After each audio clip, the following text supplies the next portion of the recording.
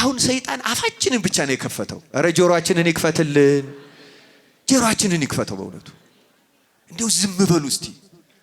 አቤት አቤት! ራስ ካሳ ኃይሉ ምን አሉ በዚህ በፍኖተ አእምሮ መጽሐፋቸው? አንደበትህ እንደው የማትፈልገውን ሁሉ እየተናገረ እየለፈለፈ ካስቸገረህ በጧት ጸሎት ላይ ሲም እግዚኦ አቃቤ ለአፉ የሚለውን የዳዊት መዝሙር 41 ጊዜ በለው። አቤቱ ለአፌ ጠባቂ ሹም፣ አቤቱ ለአፌ ጠባቂ ሹም። እግዚአብሔር በእውነት ይህን ጸለየን አፋችን ዝም እንዲል ይርዳ። የአፍ ዘመን ነው፣ የመለፍለፍ ዘመን ነው፣ የጩኸት ዘመን ነው። ምንም እኮ አንሰማም በእውነቱ። እግዚአብሔር ወደ ልቡናችን ይመልሰ። አሁን አገር ወዴት ነው? እንዲያውም በዚህ በኢትዮጵያማ በአገር ልጅነት መነኮሳት ማህበር አላቸው፣ ቄሶች ማህበር አላቸው፣ ዲያቆናት ማህበር አላቸው። አለ የጉቦ ሰንሰለት አለ። የውርደት ሰንሰለት ውስጥ ነው ያለ ነው። እኛ ክደት ውስጥ ነው ያለ። ማንነታችን ክርስቲያን ነኝ፣ ይህም ወንድሜ ነው፣ እችም እህቴ ናት የሚለውን ትተናል። በእውነቱ ክርስቲያኖች ግድ የላችሁም። እኛ የተለየ ጻድቃን ሆነን መታየት አይጠበቅብንም። ልቡናችን ግን ኃጢአታችንን ማውገዝ አለበት፣ ስራችንን ማውገዝ አለበት፣ ግብራችንን ማውገዝ አለበት። ይችን ተነሳይ ልቡና ካያዝ የሰማዕታት ደም የሰማዕታት ቃል ኪዳን ያድነናል። አምላካችን ክርስቶስ በሰማዕታት ደምና ቃል ኪዳን ይቅር ይበለን። እንደ ንስር ከፍ ብለው በጸሎት የሚበሩ ናቸው እንጂ እንደ ነፋስ ሆካታ ድምጽ ብቻ ሁካታ ግርግር ብቻ አይደሉም ክርስቲያኖች። ግርግር የክርስቲያኖች አይደለም። ነፋስ ደመናው የክርስቲያኖች አይደለም። የክርስቲያኖች ከዚያ በላይ ናቸው። ከድምጽ በላይ ናቸው። ከሁከት በላይ ናቸው። ከነፋስ በላይ ናቸው።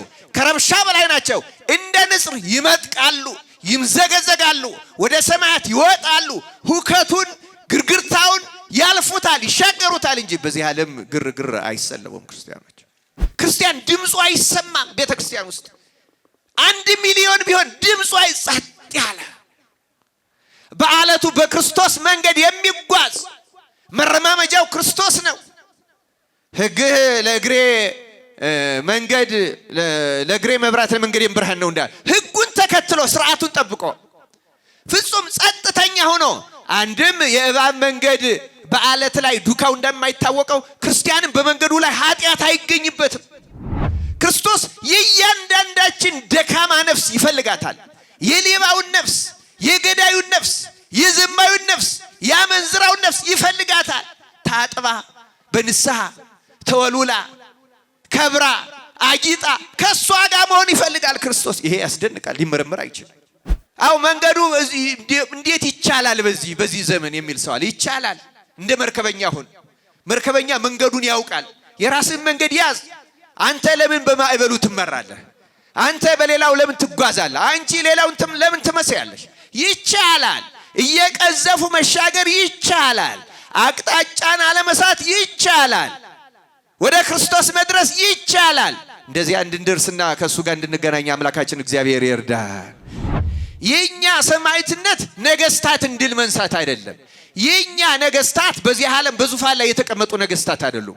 እኛ እንድናሸንፋቸው የታዘዝናቸው ነገስታት በእኛ ልቡና ላይ ዙፋን ዘርግተው ተቀምጠው አይምሯችን የሚገዙትን የኃጢአት ነገስታት ድል መንሳት ይበቃናል ክርስቲያኖች። አሁን እኛ እንደዚያ ነን። ክርስቶስ በደጅ ነው ክርስቲያኖች። እኛ ነን እንጂ ከክርስቶስ ጋር የሆነ የሚመስለን ክርስቶስ ከደጅ ነው ገና። አሁንም ያንኳኳል፣ የሚከፍትለት የለም፣ የሚሰማው የለም። በእውነቱ እውነት እንነጋገር ከተባለ በዚህ ዘመን ክርስቶስን አውጥተን ጥለነዋል።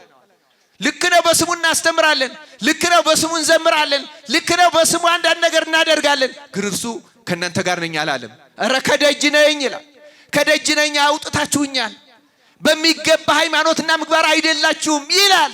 ክርስቲያኖች እንስተካከል፣ ራሳችንን ካድ፣ እንመለስ፣ በእውነቱ እንመለስ።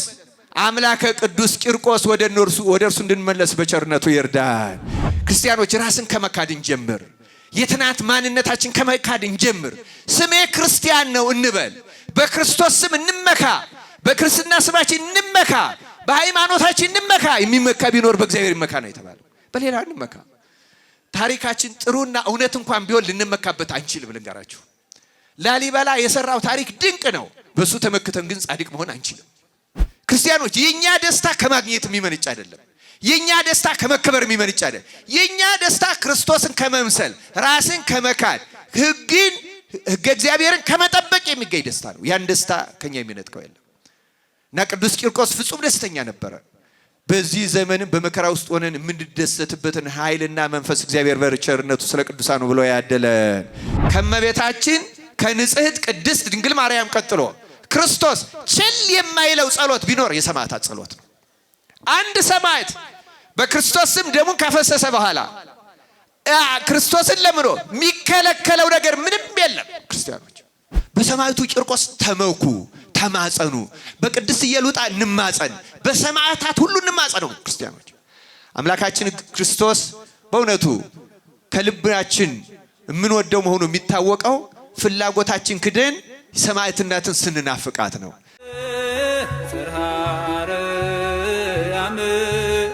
ክብርሽ ገናና ነው ለዘላለም። ክርስቲያኖች መጽሐፈ ምሳሌ ምዕራፍ 30 ላይ ቁጥር 20 ጀምሮ ይመስለኛል መፍቀሬ ጥበብ ሶሎሞን 3 ነገሮች ያስደንቁኛል፣ አራተኛውን ግን እረዳው መረምረም ዘንድ አልችልም ይላል እና ይህን ይልና ምን ይላል? የንስር መንገድ በሰማይ የእባብ መንገድ በአለት ላይ የመርከብም መንገድ በባህር ላይ ይልና አራተኛውን ደግሞ የጎልማሳ መንገድ ከቆንጆ ጋር ይላል። 3ቱ መንገዶች የተባሉት አራቱም ክርስቶስን የሚመለከቱ ናቸው። ይልቁንም ደግሞ የክርስቶስ አካል የሆነችውን ቤተ ክርስቲያንን ነው። የክርስቲያኖች መንገድ እንደነዚህ እንደ 3ቱ ናቸው። ክርስቲያኖች እንደ የት? እንደ ንስር መንገድ። የንስር መንገድ በሰማይ ላይ ንስር ከደመናት ከዚህ ከንውጽ ውስጣ ይሄ ሄሪኬን ከምንለው ምናምን ከምንለው በላይ ከፍ ብሎ የሚበር ንስር ነው። የክርስቲያኖችን መንገድ እንደዚህ ነው። ከድምፅ በላይ፣ ከረብሻ በላይ፣ ከሁከት በላይ፣ ከፈተና በላይ ከፍ ብለው ወደ ሰማያት በጸሎት የሚመጥቁ ናቸው ክርስቲያኖች።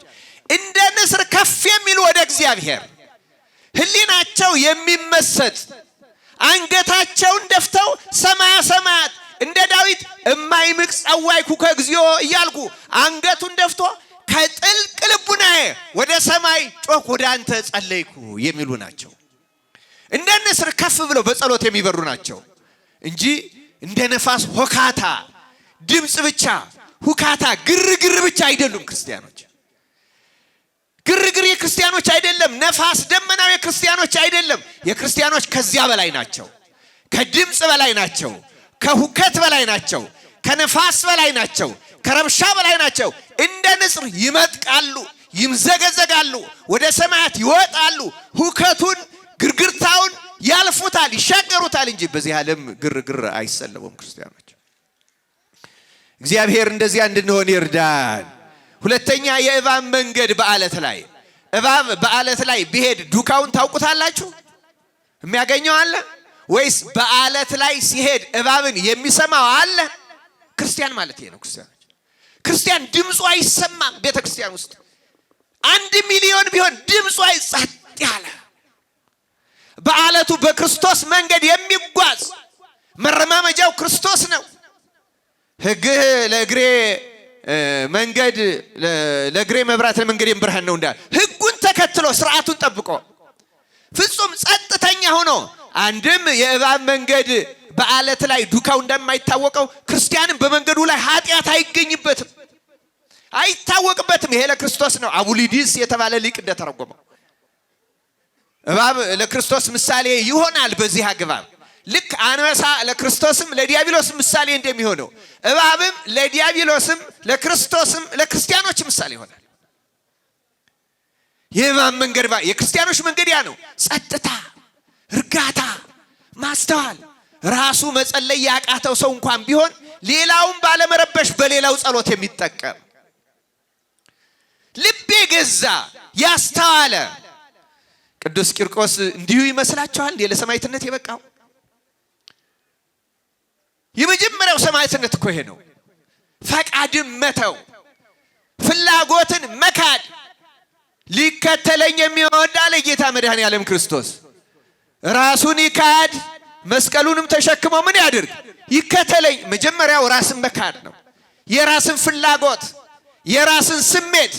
አሁን ስሜታችን፣ ፍላጎታችን የዓለም ሆኗል፣ ጩኸት ሆኗል፣ ግርግር ሆኗል፣ ድምፅ ሆኗል። የክርስቶስን ፍላጎት አይደለም እንከተለው። ክርስቶስ ደግሞ ይላል ይከተለኝ የሚወድ ቢኖር ራሱን ይካድ፣ ፍላጎቱን ይካድ፣ ሐሳቡን ይካድ፣ ስሜቱን ይካድ። ይህን ሳንክድ ወደ ክርስቶስ መቅረብ አንችልም ክርስቲያኖች። ሶስተኛው የመርከቧ መንገድ በባህር ላይ ነው። የመርከብን መንገድ ካለፈችበት በኋላ የሄደችበት ባህር ላይ ይታወቃል ወይ? ክርስቲያን እኮ እንደዚያ ነው። መንገዱ የማይታወቅ የማይመረመር ደግሞ መቅዘፍ የሚችል የባህር አቅጣጫው እንደ መሬት ላይ መንገድ እንደ አስፋልት ተለይቶ አይታወቅም። ግን ቀዛፊዎች፣ መርከብ ነጂዎች የሚጠቀሙት ተጠቅመው መንገዳቸውን ሳይሳሳቱ ይሄዳሉ። ክርስቲያን እንደዚያ ነው። በዚህ ዓለም በማዕበል ላይ ሆኖ በችግር ውስጥ ሆኖ በኃጢአት ባህር ውስጥ ሆኖ የሚሄድበትን አቅጣጫ ቀጥ አድርጎ የሚያውቅ ክርስቲያን ማለት ነው። ክርስቲያኖች መርከብ ማዕበል አያናውጻትም፣ አይፈሩም፣ አይሰቀቁም፣ ያሸንፉታል፣ ይሻገራሉ። ክርስቲያኖች እንደዚያ ናቸው። ፈተና አይረብሻቸውም፣ አያስቸግራቸውም፣ አያስጨንቃቸውም። ክርስቲያኖች መንገዳችን ይህን መምሰል አለበት። የጎልማሳውና የቆንጆይቱ ጎልማሳው የተባለ ክርስቶስ ነው። የሱ መንገድ ከኛ ከቆሸሸችው ነፍስ ጋር ያለው ውደት አስገራሚ ነው። ጎልማሳ አንዲትን ቆንጆ ፈልጎ እንደሚሄደው ክርስቶስ ይቺን በዝሙት የረከሰችውን የጎሰቆለችውን ነፍሳችን ይፈልጋታል። አይገርማችሁ? እጅግ አስደናቂ ነው። ልመረምረው አልችልም አለ ክርስቶስ። የእያንዳንዳችን ደካማ ነፍስ ይፈልጋታል። የሌባውን ነፍስ፣ የገዳዩን ነፍስ፣ የዘማዩን ነፍስ፣ ያመንዝራውን ነፍስ ይፈልጋታል። ታጥባ በንስሐ ተወሉላ ከብራ አጊጣ ከሷ ጋር መሆን ይፈልጋል ክርስቶስ። ይሄ ያስደንቃል፣ ሊመረመር አይችልም። የስንቶቻችን ነፍስ ክርስቶስ እንደሚፈልጋት የኛን የደካሞችን፣ የኛን ያመንዝራዎችን፣ የኛን የስስታሞቹን፣ የስግብግቦቹን የማናስተውለው። የተወደዳችሁ የእግዚአብሔር ቤተሰቦች በእውነቱ ክርስቶስ ከኛ ጋር መሆን ይፈልጋል። መንገዳችን እንድናስተካክል ይፈልጋል። እንደ ንስር በጸሎት እንድንመጥቅና ይቅር እንዲለን ይፈልጋል። እንደ እባብ በእውነቱ ኃጢአታችን ተትቶልን በጸጥታ ቤተክርስቲያን ውስጥ እንድንመላለስ ይፈልጋል። ክርስቲያኖች እንደ መርከቡ እየቀዘፍ መንገዱ እንዴት ይቻላል በዚህ ዘመን የሚል ሰው አለ። ይቻላል። እንደ መርከበኛ ሁን። መርከበኛ መንገዱን ያውቃል። የራስን መንገድ ያዝ። አንተ ለምን በማዕበሉ ትመራለህ? አንተ በሌላው ለምን ትጓዛለህ? አንቺ ሌላውን ለምን ትመስያለሽ? ይቻላል። እየቀዘፉ መሻገር ይቻላል። አቅጣጫን አለመሳት ይቻላል። ወደ ክርስቶስ መድረስ ይቻላል። እንደዚያ እንድንደርስና ከእሱ ጋር እንድንገናኝ አምላካችን እግዚአብሔር ይርዳን። የተወደዳችሁ የእግዚአብሔር ቤተሰቦች የሰማዕታት በዓል ነው ከቅዱሳን በዓል ቀድሞ የተከበረው በቤተ ክርስቲያን ታሪክ ከሰማዕታት ቀድሞ በዓል የተከበረለት የለም። የሚቀድመው ሰማዕትነት ስለሆነ የሚጀምረው ከቅዱስ እስጢፋኖስ። ከነሱ የቀደመ ጻድቅ የለም። ነቢያት አሉ፣ እውነት ነው። ግን በአዲስ ኪዳን ቤተ ክርስቲያን ሰማዕታትን የሚቀድም የለም። አጽማቸው እየተሰበሰበ እየከበረ በኋላ ከቆስጠንጢኖስ በኋላ ቢከብርም እግዚአብሔር የፈቀደላቸው አጽማቸውን በስውር ቦታ እያስቀመጡ ሻማ እያበሩ መብራት እያበሩ በዘመኑ የነበረውን እየጸለዩ ጠብቀዋቸዋል። ሰማዕታት ምልጃቸውን ፈጣን ነው። ስለዚህ ቤተ ክርስቲያን በሰማዕታት አፍራ አታውቅም። ማፈር ብቻ አይደለም፣ እንዲህ ያሉ ሰዎች አለቁብኝ ተፈጁብኝም አትልም። ሰማዕታትን ማፍራት ስራዋ ነው። ለዚያ ነው የቅዳሴውን ቃል የትምህርታችን ርዕስ ያደረኩት። እግዚአብሔር የሰማዕትነትን ስራ ይሰጠን ዘንድ ቅዱሳን ስለሚሆኑ ሰማዕታትን ማልዳለን። በእንተ ቅዱሳቱ ላይ አሜን ኪርያላይሶን እግዚኦ ተሳሃለን እንላለን። ምን ማለት? ይሁንልን፣ ይደረግልን። ሰማዕትነትን እፈልገዋለሁ ስራዬ ይሆን ዘንድ ተግባሬ ይሆን ዘንድ። ይህን የምንጸልየውን ግን በሕይወታችን አሰላስለነው አስበነው ክርስቶስ ለሰማዕትነት እንዲያበቃን ከልቡናችን ጸልየነው ለምነነው እናውቅ ይሆን ይኖራል። ይህን ከልቡናቸው አድርግልኝ የሚሉ እኛንም እንደነዚያ ለመሆን ያብቃን። የተወደዳቸው የእግዚአብሔር ቤተሰቦች የሰማዕታት በዓል መከበር የጀመረው ሰማዕታትን ለማፍራት ነው። ቤተክርስቲያን ሌላ ምንም ዓላማ የላትም። ታቦት ብታወጣ፣ ማህሌት ብትቆም፣ ሰዓታት ብትቆም፣ መዝሙር ብትዘምር፣ ስብከት ብትሰብክ ሌላ ምንም ዓላማ የላትም። ሰዎች ክርስቶስን እንዲከተሉ ማድረግ። ክርስቶስን መከተል ደግሞ ሰማዕትነት ነው እንዳለው እርሱ ሊከተለኝ የሚወድ ቢኖር ራሱን ይካድ ነው ያለው። የቤተ ክርስቲያን ተግባሯ ይሄ ብቻ ነው። ክርስቲያኖች ሌላ ሁሉ የዚህ መርገፍ ነው። ሌላ ሁሉ የዚህ ረዳት ነው። ሌላ ሁሉ የዚህ ማመቻቻ ነው። ክርስቲያኖች የቤተ ክርስቲያን ተግባር ሰማዕታትን ማፍራት ነው። እንደነ ቂርቆስ እለእስክንድሮስን እንዳሳፈሩት ለዚያ የሚበቁ አሉ የተመረጡ። እንደነ ቅድስት ኢየሉጣ እንደነ ቅዱስ ጊዮርጊስ ሰባው ነገሥት እንዳሳፈረው ሌሎቹም እንዳሳፈሩ እንደዚያ እኛ ደግሞ የራሳችን ሰማዕትነት አለን። ክርስቲያኖች የኛ ሰማዕትነት ነገሥታትን ድል መንሳት አይደለም። የኛ ነገሥታት በዚህ ዓለም በዙፋን ላይ የተቀመጡ ነገሥታት አይደሉም። እኛ እንድናሸንፋቸው የታዘዝናቸው ነገሥታት በእኛ ልቡና ላይ ዙፋን ዘርግተው ተቀምጠው አይምሯችን የሚገዙትን የኃጢአት ነገሥታት ድል መንሳት ይበቃናል። ክርስቲያኖች እኩያት ፍትወታትን አይምሯችንን ያሳጡትን ከወንድሞቻችን ጋር ለምንድነው ጸብ የበዛው? ለምንድነው ጦርነት የሰለጠነው? ለምንድነው ልዩነት የሰፋው? እስኪ የቅዱስ ቂርቆስና የቅዱስ ኢየሉጣን እናስታውሰው። ስም ማን ነው? ስምሽ ማን ነው ሲባሉ ምን ብለው ነው የመለሱ? ታስታውሳላችሁ? ማን ብለው ነው የመለሱ? ማን ብለው ነው የመለሱ? አቤት መታደላቸው በእውነቱ። ተገደው ነው ስመ ተጸውዖ ወይም መጠሪያ ስም የሚናገሩ። ስሜ ክርስቲያን ይባላል። እኛውም በክርስቲያንነታችን እንታመናለን፣ እንኮራለን። ከሌላው ስማችን ይበልጣል። ከብሔር አመልካች ስማችን የተለየ ክርስትናችን እንወደዋለን። አሁን ይህን ሳንተው ነው እኛ የሰማዕታትን በዓል የምናከብረው። ክርስቲያኖች ስም ቀላል አይደለም። ስመ ክርስትና የሚሰጠው እኮ የትናንት ማንነቴን ክጃለሁ ነው። ወላጆች አሁን በ40 እና በ80 ቀን ስለምንጠመቅ ግን የጥንት ክርስቲያኖች ሲመጡ ስማቸው ሙሉ በሙሉ ነው የሚለወጠው። በመጽሐፍ ቅዱስ እንደምታውቁት ከአብርሃምና ከሳራ ጀምሮ ሰዎች ወደ እግዚአብሔር ሲመጡ ስማቸው ይለወጣል። ለምን? ሐዲስ ማንነት ስለሚያገኙ፣ ሐዲስ ዝምድና ስለሚፈጥሩ፣ አዲስ ሰውነት ስለሚያገኙ። ክርስትና ደግሞ እንደ አዲስ መፈጠር ነው። ክርስቲያኖች ጌታ እንዳለው ዳግመኛ ካልተወለዳችሁ ነው ያለው አይደለም? ዳግመኛ መወለድ ምን ነው? ክርስቲያኖች ዳግመኛ መወለድ ምን ያህል ሂደት እንዳለው እናውቃለን። አንድ ሰው በንስሐ ዳግመኛ ሊወለድ ይችላል። ምን ማለት ነው? እንደ አዲስ ሆኖ ሌላ ሰው አበበ፣ ከበደ፣ አለሚቱ ይባል የነበረው ሌላ ሰው ሆኖ ልክ ሳውል ጳውሎስ ሆኖ እንደተወለደው ክርስቲያኖች ሳውል ጳውሎስ ሆኖ እንደተወለደው ስምዖን ጴጥሮስ ሆኖ እንደተወለደው ሌላ ሆኖ መወለድ። ለዚያ ነው በእኛ ቤተክርስቲያናችን ስርዓት ስም ተደጋግሞ የለም። በተለይ አንድ ሰው ከክርስትና በኋላ ስም 2 ጊዜ ወይ አንዳንድ ጊዜ 3 ጊዜ ሊለውጥ ይችላል። ምንኩስና ደግሞ ጨርሶ አሁን በግብፅ አንድ ሰው ከመነኮሰ በኋላ የቀደመ ስሙንና ወላጆቹን መናገር ቀኖና ውስጥ ይጥለዋል። ክዶት አላ ምንኩስናው እንደገና አሁን አገር ወዴት ነው? እንዲያውም በዚህ በኢትዮጵያማ በአገር ልጅነት መነኮሳት ማህበር አላቸው፣ ቄሶች ማህበር አላቸው፣ ዲያቆናት ማህበር አላቸው። የጉቦ ሰንሰለት አለ። የውርደት ሰንሰለት ውስጥ ነው ያለነው። እኛ ክደት ውስጥ ነው ያለነው። ማንነታችን ክርስቲያን ነኝ፣ ይህም ወንድሜ ነው፣ እችም እህቴ ናት የሚለው ትተናዋል። በእውነቱ ቀኖና ነው የሚቀበለው። እኔ አንድ ጊዜ ሳላውቅ አንዲት ግብፃዊት መነኩሲት አገኘሁና ቀድሞ ምን ነበርሽ የት ነበርሽ ስላት እንዴ ከመምህረ ንስሐ ውጭ እኮ ለአንተ ብናገር ወዲያው ነው ቀኖና የሚታዘዝልኝ አለች። ምክንያቱም ሌላ ሰው ሆናለች። አሁን ዓለሙን ክዳለች፣ ቤተሰቧን ትታለች። ለምን ሌላ ስም ትናገራለች? ሌላ ስም ሌላ ግብር የለም። ክርስትና ነው ስም። ክርስቲያኖች አሁን እኛ ኢትዮጵያውያን እግዚአብሔር ኧረ ተው እንስማው። በእውነቱ ጌታ ቢጨንቀው ምን አለ? በዛ በራዕየ ዮሐንስ ላይ ምዕራፍ 3 ላይ ለ7 አብያተ ክርስቲያናት ሲልክ በደጅ ቆሜ አንኳኳለሁ አለ ይላል። ለላኦዲቄያው ቤተክርስቲያን አለቃ ሲጽፍ አንተ ባለጸጋ ነኝ፣ ሁሉ አለኝ፣ የሚጎርለኝ የለም እያልክ ትታበያለህ።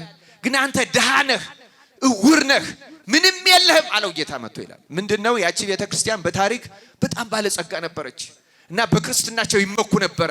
እኛ ልክ አሁን እኛ ኢትዮጵያውያን እንደምንመካው ከሁሉ በላጭ አድርገን ራሳችን እንደምናስበው በግብዝነት እንደምንኩነሰነሰው በቃ በአገልግሎቱ ሀብትም ነበራት ቤተክርስቲያኗ። በሁሉ ነገር አንደኛ ነኝ ብለው ያስቡ ነበረ። ለዚያ ነው በራእይ ላይ አንተ ዕውር ነህ ድሃ ነህ ምንም የለህም አለ። እንዲያውም አለው በደጅ ቆሜ አንኳኳለሁ። አንተ ከክርስቶስ ጋር ነኝ ብለህ ታስባለህ። እኔ ያለው ይመስላል፣ እኔ ግን በአንተ ቤተክርስቲያን ውስጥ የለሁም። እኔ ከደጅ ነኝ፣ ገና ልትሰማኝ አልቻልክም። በራስህ ምናብ ውስጥ ነው ያለኸው፣ በራስህ ሐሳብ ውስጥ ነው ያለኸው። አመልካለሁ ትላለህ፣ ዕውቀት አለኝ ትላለህ፣ ጸጋ ደርሻለሁ ትላለህ፣ ቅድስና ላይ ትላለህ፣ ቤተክርስቲያን ያድጋለች፣ ግን ዕውር ነህ ድሃ ነህ ባዶ ነህ። እንዲያውም እኔ በደጅ ነኝ፣ ካንተ ህብረት ውስጥ የለሁም። ብትሰማኝ በሩን ብትከፍትልኝ ግን እገባለሁ፣ ካንተ ጋር ራት እበላለሁ፣ ቁርባንህ አማናዊ ይሆናል፣ አንተም ከኔ ጋር ትበላለህ፣ ትዋሃዳለህ። አሁን ግን በአንተ ዘንድ የለውም ማለት። አሁን እኛ እንደዚያ ነን። ክርስቶስ በደጅ ነው ክርስቲያኖች፣ እኛ ነን እንጂ ከክርስቶስ ጋር የሆን የሚመስለን ክርስቶስ ከደጅ ነው ገና። አሁንም ያንኳኳል፣ የሚከፍትለት የለም፣ የሚሰማው የለም። በእውነቱ እውነት እንነጋገር ከተባለ በዚህ ዘመን ክርስቶስን አውጥተን ጥለነዋል። ልክ ነው፣ በስሙ እናስተምራለን፣ ልክ ነው፣ በስሙ እንዘምራለን፣ ልክ ነው፣ በስሙ አንዳንድ ነገር እናደርጋለን። ግን እርሱ ከእናንተ ጋር ነኝ አላለም። ኧረ ከደጅ ነኝ ይላል። ከደጅ ነኝ አውጥታችሁኛል፣ በሚገባ ሃይማኖትና ምግባር አይደላችሁም ይላል። ክርስቲያኖች እንስተካከል፣ ራሳችንን ካድ፣ እንመለስ፣ በእውነቱ እንመለስ። አምላከ ቅዱስ ቂርቆስ ወደ እርሱ እንድንመለስ በቸርነቱ ይርዳን። ክርስቲያኖች ራስን ከመካድ እንጀምር። የትናንት ማንነታችን ከመካድ እንጀምር። ስሜ ክርስቲያን ነው እንበል። በክርስቶስ ስም እንመካ፣ በክርስትና ስማችን እንመካ፣ በሃይማኖታችን እንመካ። የሚመካ ቢኖር በእግዚአብሔር ይመካ ነው የተባለው፣ በሌላ እንመካ። ታሪካችን ጥሩና እውነት እንኳን ቢሆን ልንመካበት አንችልም። ልንገራችሁ፣ ላሊበላ የሰራው ታሪክ ድንቅ ነው። በሱ ተመክተን ግን ጻድቅ መሆን አንችልም። የአክሱም ታሪካችን፣ የጣና ገዳማት፣ የነ ግሸን፣ የሌላውም ታሪካችን ግን ድንቅ ነው። የነ ተደባበ ማርያም፣ የሌላውም የነ ቁልቢ ታሪካችን፣ ያ ግን በዘመኑ የነበሩ እግዚአብሔር የሰራባቸው ሰዎችን ያስመሰክራል እንጂ የእኛን ትክክል መሆን አይመሰክርም። እኛ ሌሎች ነን፣ እኛ ተመኪዎች ነን፣ እኛ ትዕቢተኞች ነን፣ እኛ ከክርስቶስ የራቅን ነን። እኛ የተጠራ ነው ሰማዕት ለመሆን ነው። ቤተ ክርስቲያን ሁል ጊዜ የምትለምነው የሰማዕትነትን ስራ ይሰጠን ዘንድ። አሁን ግን የአሳዳጆችን ስራ እየሰራን ነው። አሁን የአሕዛቡን ስራ እየሰራን ነው። በዓሉ የነ ቂርቆስ ነው፣ ግብራችን ግን የነ እለእስክንድሮስ ነው። ክርስቲያኖች በዓሉ የጊዮርጊስ ነው፣ ግብራችን ግን የነ ዲዮቅልጥያኖስ ነው። የማሳደድ ነው፣ የመግደል ነው፣ የመጣላት ነው፣ የዘረኝነት ነው። ውሸት ነው። ዲዮቅልጥያኖስ ጊዮርጊስን አላከበረም። ውሸት ነው። እለእስክንድሮስ ቂርቆስን አላከበረም። አንዋሽ ክርስቲያኖች አንዋሽ። እንመለስ ወደ ሰማዕትነት። ሌላ ሰማዕትነት አይደለም የሚጠብቀን፣ ራስን መካድ ነው። ክርስቲያኖች ራስን መካድ፣ እውነትን መሸከም፣ እውነትን መያዝ። አሁን ሰንበት ተማሪዎቹ ግሩም ዝማሬ ሲዘምሩ ነበረ። ሕገ አምላክ ውስተ ልቡ ነው የዘመራችሁት። መጨረሻ ላይ ቸብቸቦ ዳዊትም ይላል ሕገ አምላክ ውስተ ልቡ። እነ ቅዱስ ቂርቆስ ሕገ አምላክ በልቡ ናቸው ነው። አሁን ቅዱስ ቂርቆስ ቅድም በነገርኳችሁ በአራቱም መንገድ የተጓዘ ነው። በንስር መንገድ የተጓዘ ነው። ጸሎቱ ውኩፍ ነው። ለሰው ለማንም ፍጥረት አይቻልም። ሰማዕታት የተቀበሉትን መከራ ማንም ፍጥረት አይችለው፣ የማንም ሰውነት አይችልም። ግን እንደ ንስር በጸሎት የመጠቁ ስለሆኑና ክርስቶስ ከነሱ ጋር ስለሆነ ያንን ንስር ይህንን ማዕበሉን ሄሪኬኑን ምኑን የምንለው ሁሉ ተሻግሮ እንደሚበረው እነሱ አይናወጹም። ሲጸልይ አይናወጹም፣ አይፈሩም፣ አይደነግጡም። አያድነኝ ይሆን ብለው አይጠራጠሩም። ክርስቶስም ከነሱ ጋር ነው፣ ይመልስላቸዋል፣ ያመለክታቸዋል። አይዟችሁ እኔ ከእናንተ ጋር ነኝ፣ ስለምትመልሱት አትጨነቁ እንዳለ ተጨንቀው አያውቁም። እንዲያውም እንደምታስታውሱት በገድሉም እንደተጻፈው ቅዱስ ቂርቆስን አቅርበውለት ለእስክንድሮስ አንተ ደስተኛ ሕፃን አለ። አዎ ደስተኛ በማለት እውነት ተናገር። ለአንተ ግን ደስታ የለህም፣ ለዝንጎች ደስታ የላቸውም ይላልና መጽሐፍ አለው። ዝንጎች ደስታ የላቸው፣ ክርስቲያኖች ግን ደስታ አላቸው። ለምን? ክርስቶስ ከእነርሱ ጋር ነው። እርሱ እንዳለው እኔ የምሰጣችሁ ሰላም ዓለም እንደሚሰጣችሁ አይደለም። በፍጹም የነሱ ደስታ ሌላ ነው። ክርስቲያኖች የኛ ደስታ ከማግኘት የሚመነጭ አይደለም። የኛ ደስታ ከመከበር የሚመነጭ አይደል። የኛ ደስታ ክርስቶስን ከመምሰል ራስን ከመካድ ሕገ እግዚአብሔርን ከመጠበቅ የሚገኝ ደስታ ነው። ያን ደስታ ከኛ የሚነጥቀው የለም እና ቅዱስ ቂርቆስ ፍጹም ደስተኛ ነበረ። በዚህ ዘመንም በመከራ ውስጥ ሆነን የምንደሰትበትን ኃይልና መንፈስ እግዚአብሔር በቸርነቱ ስለ ቅዱሳኑ ብሎ ያደለን።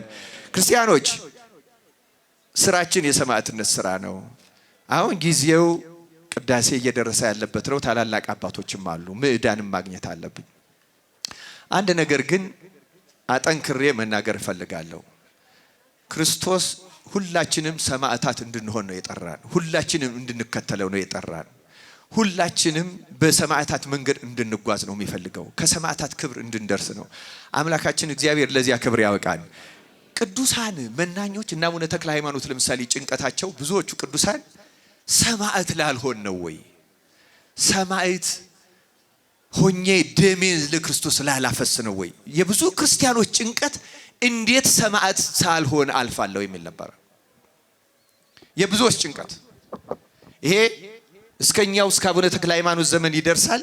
ግን ቀደም ብሎ ለምሳሌ በእኛ ስንክሳር የካቲት 29 የሚነገርለት አቡሊካሪዮስ የምንለውና ፖሊካርፐስ የሚባለው ትልቁ ጭንቀቱ ብዙዎቹ ሰማዕታት እየሆኑ ሲያልፉ ጌታ የክርስቶስ ምን ቢንቀኝ ነው ሰማዕትነትን ያልሰጠኝ እያለ ይጨነቅ ነበር። እንዲሁ ምን አስቀይሜው ነው ሰማዕትነትን ከኔ አራቃት? ምን በድየው ነው? ክርስቲያኖች እኮ እንደዚህ ነበር የሚያስቡት። እንዲሁ ምን ቢንቀኝ፣ ምን ቢጸየፍ፣ ምን በድየው ጌታዬ ሆይ እባክህ ለሰማዕትነት አብቃኝ ነበር የክርስቲያኖች ጸሎት። ታዲያ ሰማዕትነት ወደሱ ሲመጣ ሰዎች መጡና ደግሞ ወተወቱት። መምህራችን አንተ የምትጠቅመን ኖረህ ብታስተምረን ነው እባክህ ብለው ለምነው ወቱተው ሊያሾልኩት ሲሞክሩ ክርስቶስ ተገለጸለትና ሰማዕትነትን ለምን ተውከኝ ብለህ አልጸለይክም ወይ ያለውና መለሰው። በሳት ተቃጥሎ ሞተ። በረከቱ በሁላችን ይደርብን። ክርስቲያኖች ቆዩ ልላት በሉ። ቆዩ ግዴ በትምህርት ጊዜ አድምጡ። ቅድም ተናግሬያለሁ። በመዝሙር ጊዜ እልል በሚባልበት ጊዜ ለሁሉም እኮ ጊዜ ያለው ክርስቲያኖች። አሁን ሰይጣን አፋችንን ብቻ ነው የከፈተው። ኧረ ጆሮአችንን ይክፈትልን፣ ጆሮአችንን ይክፈተው በእውነቱ። እንዲሁ ዝም በሉ እስቲ። አቤት ራስ ካሳ ኃይሉ ምን አሉ በዚህ በፍኖተ አእምሮ መጽሐፋቸው?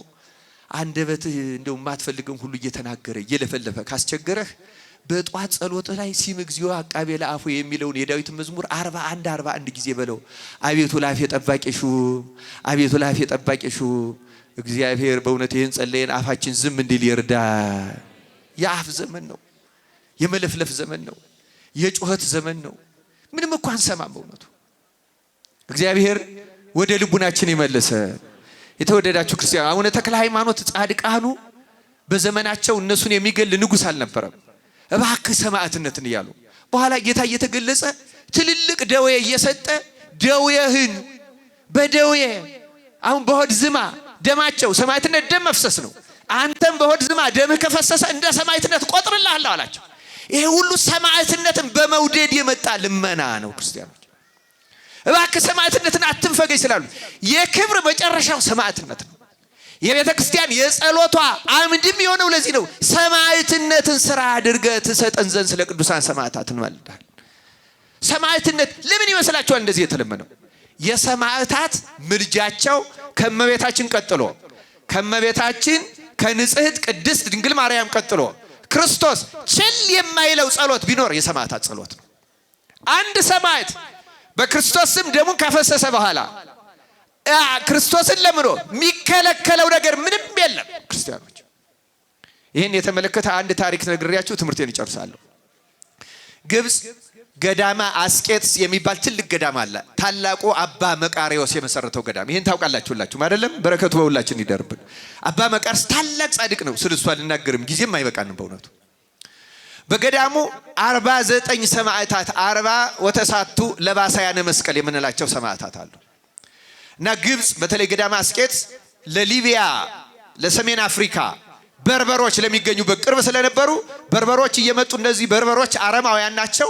ክርስቲያኖችን ይመጡና አንገታቸውን ቆርጠው ሀብት ንብረታቸውን ዘርፈው ይሄዳሉ። አሁን ያልሰለጠነ ሰው አሁንም በእንግሊዘኛ በርበሪያን ነው የሚባለው እስካሁን ድረስ ያልሰለጠነ ግዴለሽ ለሰው ሕይወት ደንታ የሌለው ማለት ነው።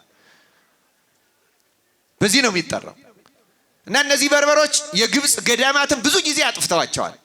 እና በዚያ በገዳማቱ አንድ ከዚህ መከራ የሚያመልጡበት አንድ ግንብ ይሰራሉ። የመጠበቂያ ግንብ ይባላል። የመጠበቂያ ግንብ የሚሉት ለምንድን ነው? ግንቡ ምንም በውስጡ መወጣጫ የለውም። ከአጠገቡ ግን እንደ ደወል ቤት ያለ አንድ ቤት ይሰራና በዚያ ግንብና በዚህኛው ግንብ መካከል ልክ እንደዚያ አምድና እንደዚህ እንደኔ እንደቆምኩበት 3 ሜትር ወይ 4 ሜትር የሚሆን ርቀት አለው። ከዚያ በዚያኛው ይወጡና ወደዚህ ለመሸጋገሪያ የሚታጠፍ ድልድይ አለ። ታዲያ ያን ምን ያረጉታል? በገመድ ነው የሚጎተተው። ይዘረጉታል። በዚያ ተሸጋግረው ወደዚህኛው ግንብ ከገቡ በኋላ በገመድ ይህን ይስቡታል። ስበው ሲያነሱት በሁለቱ ግንብ መካከል መገናኛ የለም። ይሄኛው ልሙጥ ነው፣ መግቢያ የለው። እዚህ ከገቡ በኋላ ያንን ይስቡታል። በርበሮች ሲመጡ አያገኟቸው። ታዲያ አንድ አባ ዮሐንስ የሚባል ታላቅ ጻድቅ መነኩሴ አበምኔት በነበረበት ጊዜ በርበሮች ሊገሏቸው ሲመጡ ክርስቶስ ገለጸለት። ደወል አስደወለና መነኮሳቱን ሰበሰበ። በርበሮች መጥተዋል፣ ሊገሉን ነው። የደፈረ ከኔ ጋር ይቁም፣ የፈራ ወደ መጠበቂያ ግንቡ ይግባ አለ። ብዙ ሺህ መነኮሳት የሚኖሩበት ስለሆነ ብዙዎቹ ገቡ። ከሱ ጋር 48 ሌሎች፣ ከሱ ጋር 49 ሆነው ግን አንገባም ሰማዕትነት እንፈልጋለን ብለው ቆሙ። መጡ በርበሮች 49ኙን መነኮሳት አርደዋቸው ሄዱ። እነዚህ በጣም እጅግ አማላጆች ናቸው። በስብስቴ የተሰዉት እንደ 40 ሐራ ወይም እንደ 40 ጭፍሮች ሰማዕት የነዚህ በጣም የተለየ 49ኙን ለባሳያነ መስቀል እንግዲህ መስቀልን የለበሱ ማለት በታርደው ክርስቶስን የመሰሉ ማለት ነው።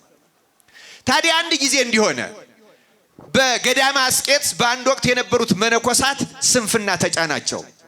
በግብጾች ታሪክ ያነበብኩትን ነው የምነግራችሁ። ስንፍና ብቻ አይደለም፣ ለልማት ጎበዞች ናቸው፣ ለሀብት ማደራጀት ጎበዞች ናቸው፣ ለጸሎት ግን ሰነፎች ሆኑ፣ ምቾት ወደዱ ይላል። እና ክርስቶስ ለአባ መቃርስ ገለጸለት። ምን ገለጸለት? ገዳሙን ላጠፋው ነው። ደገኛውን የምንኩስና ምግባር አበላሹ፣ እንቅልፍ ወደዱ። ሌሊት 10 ሰዓት የሚጸለየውን ጸሎት ሁሉ ሲነጋ ይደርሳል እያሉ ሲነጋ ይመጣሉ። እንቅልፍ ወደው ገንዘብ፣ ልማት፣ ሀብት ማከማቸት ነው ስራቸው። መንፈሳዊነትን፣ ምናኔን፣ ዓለም ትተውት የመጡትን እዚህ ያከማቸዋል። ላጠፋው ነው አለው ይላል። አባ መቃርስ ሰግዶ ለመነው። ጌታ ሆይ ቃል ኪዳን ገብተልኛል፣ ገዳምህ እንዲህ አደርጋለሁ። በዚህ ልክ ታላቅ ቃል ኪዳን እሱን ዘርዝሮ እንዲህ ብለህ ቃል ኪዳንህን የምጠብቅልህ እኮ እነሱ ሕጌን ቢጠብቁ ነው። እነሱ ግን ሕጌን አፍርሰዋል፣ ስርዓተ መንኩስና ንቀዋል፣ ምቾትን ወደዋል። ስለዚህ ያጠፋዋለሁ፣ የስሜ መሰደቢያ አይሆንም አለ። በአግባቡ የክርስቶስ ቤት ካልተያዘ መሰደቢያ ይሆናል። አሁን በዚህኛ ዘመናችን እንዳደረገ የዚህ ጊዜ 49ኙ ለባሳያነ መስቀል መጥተው ከእግሩ ሰገዱና ጌታ ሆይ አንተ ስለኛ ደምህን እንዳፈሰስክ እኛም ስላንተ ስም ብለን ደምህን በዚያ ገዳም አፈሰናል። ስላንተ ስም ብለን ስላፈሰስነው ደም እባክህ ገዳሙን አታጥፋው፣ መነኮሳትንም ማራቸው፣ ይቅር በላቸው፣ ልቡናቸውም ወደ አንተ ፍቅር መልሳቸው፣ እንደገና ወደ ትጋት አንቃቸውና አታጥፋቸው ብለው ሲለምኑት ስለ ሰማዕታት ደም ሲል ገዳሙን ሳያጠፋው ቀረ ይላሉ። አሁንም ስለ ቂርቆስ ኢየሉጣ ደም ኃጢአታችንን ይቅር ይበለ። የተወደዳቸው የክርስቶስ ሰማዕታትን የምናከብረው ለዚህ ነው። ምልጃቸው ብርቱና ኃያል ነው። በሰማዕቱ ቂርቆስ ተመኩ፣ ተማጸኑ። በቅድስት ኢየሉጣ እንማጸን፣ በሰማዕታት ሁሉ እንማጸነው። ክርስቲያኖች አምላካችን ክርስቶስ በእውነቱ ከልባችን የምንወደው መሆኑ የሚታወቀው ፍላጎታችን ክደን ሰማዕትነትን ስንናፍቃት ነው። ክርስቲያኖች ግድ የላችሁም፣ እኛ የተለየ ጻድቃን ሆነን መታየት አይጠበቅብንም። ልቡናችን ግን ኃጢአታችንን ማውገዝ አለበት፣ ስራችንን ማውገዝ አለበት፣ ግብራችንን ማውገዝ አለበት። ይችን ተነሳይ ልቡና ካያዝ የሰማዕታት ደም የሰማዕታት ቃል ኪዳን ያድነናል። አምላካችን ክርስቶስ በሰማዕታት ደምና ቃል ኪዳን ይቅር ይበለን።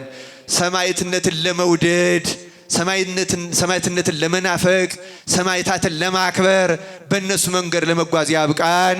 ይቆየን። ስብሐት ለእግዚአብሔር።